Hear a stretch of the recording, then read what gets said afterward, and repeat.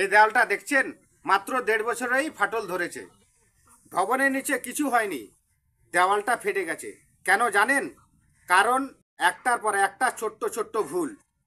আজকে আমি আপনাকে দেখাবো সেই ভুলগুলি, যে ভুলগুলি করলে আপনার নতুন বাড়িতেও দেওয়ালের কোথাও না কোথাও ফেটে যেতে পারে বা ভবিষ্যতে ঝুঁকিপূর্ণ হতে পারে। আমাদের দেশে 10টার মধ্যে 7টা বাড়ির দেওয়ালে কোথাও না কোথাও 2-3 বছরের মধ্যে ফেটে যায়। আর বিশ্বাস করুন, এগুলো শুধু আপনার সৌন্দর্য নষ্টর কারণ নয়, বরং এর পিছনে অনেক কিছু ক্ষতির কারণ হতে পারে। যেমন ফাটল বড় হয়ে যেতে পারে, আপনার দেওয়াল দিয়ে পানি ঢুকে আপনার প্লাস্টার নষ্ট হয়ে যেতে পারে, অথবা আপনার বাড়ির আসবাবপত্র নষ্ট হয়ে যেতে পারে। এই ফাটলটা যে শুধু আপনার আপনার সৌন্দর্য নষ্ট করবে এমনটা নয়। তো আজকের ভিডিওতে আলোচনা করব যে কি সেই কারণগুলি, যেগুলি জানলে আপনি হয়তো ভবিষ্যতে আপনার বাড়িতে এমন ঘটবে না বা কোনো মিস্ত্রি আপনাকে ঠকাতে পারবে না। তো চলুন এক এক করে বলি। প্রথম হচ্ছে ভিত্তি স্থাপনের সময় আমরা যেগুলো অবহেলা করি। তো ভিত্তি স্থাপনের সময় আপনাকে কিছু কিছু পয়েন্ট আপনাকে মেনে চলতে হবে। কারণ ভিত্তি যদি আপনার বাড়ির যদি নিচে দিক বা ভিত্তি যদি বসে যায়, তো সেই ক্ষেত্রে দেওয়াল ফাটাটা স্বাভাবিক। অতএব আমাদের বাড়ির ভিত্তি স্থাপন করার সময় সব কিছুকেই ভালোভাবে নজরদারি রাখতে হবে, আর সেটা যেন খুব মজবুত হয় সেই বিষয়টা খেয়াল রাখতে হবে। তারপরে হচ্ছে কি, যে কলামের পাশে যখন আমরা গাঁথনি করি, তো কলামকে হয়তো আমরা চিপিং করি না।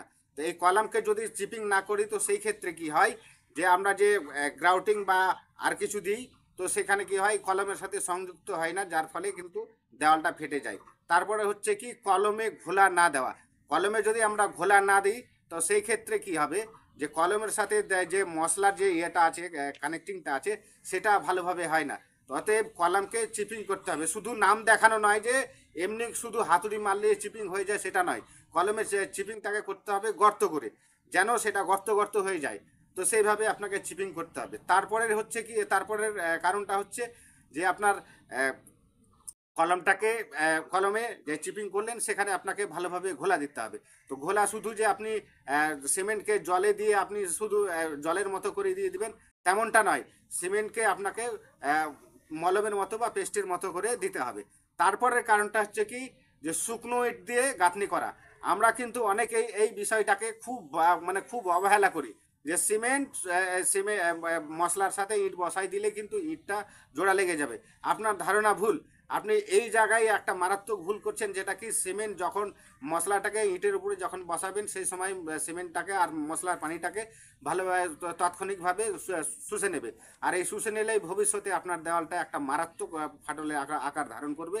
সেটা আপনি ভবিষ্যতে হয়তো থামাতে পারবেন না। তারপরে যেটা হচ্ছে কি, যে কিউরিং না করা।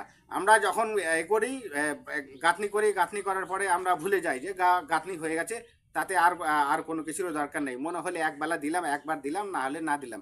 এই বিষয়টা করবেন না। কারণ যে আপনার সিমেন্টে হিট হয়, তো সিমেন্টের হিটটাকে ঠান্ডা করার জন্য আপনি যত পারবেন কমপক্ষে 7 দিন পর্যন্ত আপনাকে জল দিতে হবে।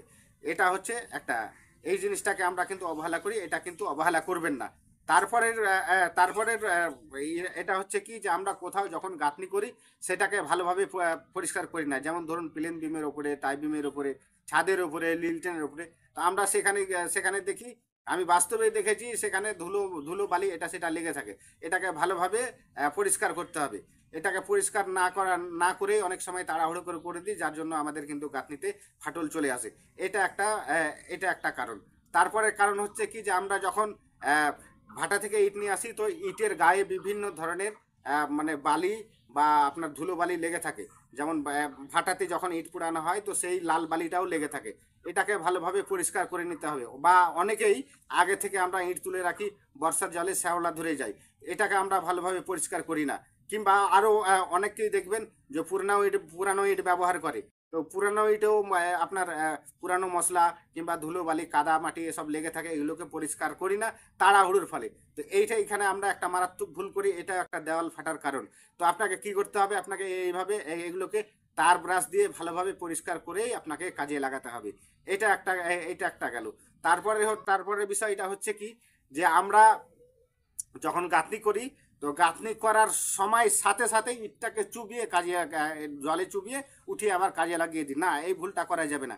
এটা আপনাকে কি করতে হবে, আপনাকে গাঁথনি করার কমপক্ষে 3 ঘন্টা আগে এমনভাবে ভিজাতে হবে যেন ইটে যেন জল শোষণ করার ক্ষমতাটা না রাখে। তারপরে যেটা তারপরে যেটা পদক্ষেপ, তারপরে যেটা ভুল হলো যে আমরা কি করি, নিম্নমানের ইট ব্যবহার করি। তো যেমন নিম্নমানের ইট বলতে বোঝায় কি, 2 নম্বর ইট, মিঠা ইট, মানে সেই ইটে কিন্তু জল শোষণ করে খুব, সেটা কিন্তু থসথসে ভাব হয়।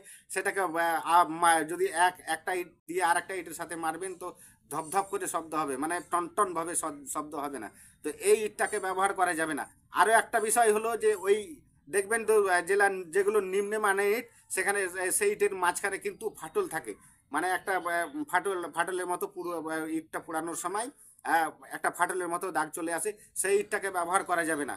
কারণ এখানে ওই ইটের উপরে যখন চাপ পড়বে তো ইটটার 2 টুকরো হয়ে কিন্তু ওখানে লম্বাভাবে ফাটল ধরে যেতে পারে। অতএব নিম্নমানের ইট ব্যবহার করা যাবে না। তারপরে যেটা হচ্ছে কি, ইটের জয়েন্টটাকে আমরাকে ঠিকভাবে আমরা লক্ষ্য করি না, একটু এদিক হলো তো কি আর একটু ওদিক হলো তো কি, না, এটা করা যাবে না। ইটের জয়েন্টটাকে ভালোভাবে মিডিল সেন্টারে দিতে হবে, যেমন প্রতিটা ইংলিশ বন্ডে যেভাবে কাজ করা হয় ঠিক সেইভাবে করতে হবে। তারপরে যেটা ভুল হচ্ছে কি, যে ইটে আমরা কি করি, গাঁথনি করার সময় অনেক সময় আমরা লেভেলটাকে ঠিকভাবে মেনে নিই না। এবার যদি লেভেল ঠিকভাবে না হয় তো সেখানে 1 ইঞ্চি, 1.5 ইঞ্চি, 2 ইঞ্চি কোথাও কোথাও মশলা দিতে হয়। এখন যদি বেশি মশলা দেওয়া যায় তো সেই জায়গায় কিন্তু ফাটল স্বাভাবিক আসবেই। এটা হচ্ছে মারাত্মক একটা তারপরে যেটা হচ্ছে কি, যে সিমেন্টের বালি আর সিমেন্টের অনুপাত, এই দিকে আমরা খেয়াল করি না। কারণ মিস্ত্রিরা আসে, মিস্ত্রি লেবার সবাই মিলে আসে, ওরা ওদের নিজের মন মতো করে দেয়। কখনো আপনার দেখবেন 6 1-এর ভাগ করে দেয়, কখনো 7 1-এর ভাগ করে দেয়। এগুলো আন্দাজে কোনো মাপামাপি না করে দেয়। এটা একটা মারাত্মক ভুল। আপনাকে সবসময় খেয়াল রাখতে হবে 5 ইঞ্চি গাঁথনির ক্ষেত্রে আপনাকে 1:4 অথবা 1:3-এর অনুপাতে যদি করেন সবচাইতে বেশি বেস্ট।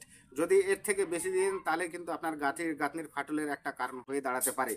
তারপরে যেটা হচ্ছে কি, যে একদিনে সীমার বাইরে গাঁথনি করা, মানে একদিনে আপনার যতটা উচ্চতা গাঁথনি করার দরকার তার থেকেও বেশি যদি আপনি করে ফেলেন তো কি হয়, গাঁথনিটা ডিসব্যালেন্স হয়ে যায়, আর সেই ক্ষেত্রে আপনার দেওয়ালে ক্র্যাক চলে আসার সম্ভাবনাটা অনেকটা বেড়ে যায়।